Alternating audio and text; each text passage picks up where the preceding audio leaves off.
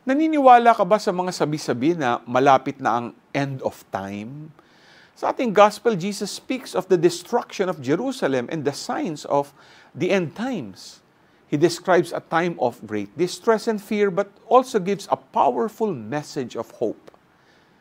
When these things begin to happen, stand up and lift up your heads because your redemption is drawing near.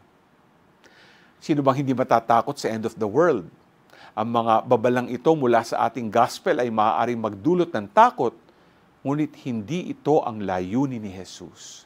He wants us to stay strong and hopeful even when things seem bleak. Sa gitna ng kaguluhan at pagsubok, tinatawag tayo ni Jesus na magtiwala sa Kanya. He assures us that no matter what happens, our salvation is close at hand.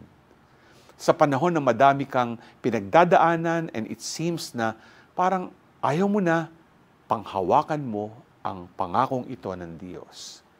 Na kahit anong mangyari, hinding-hindi Kanya pababayaan. G ka ba?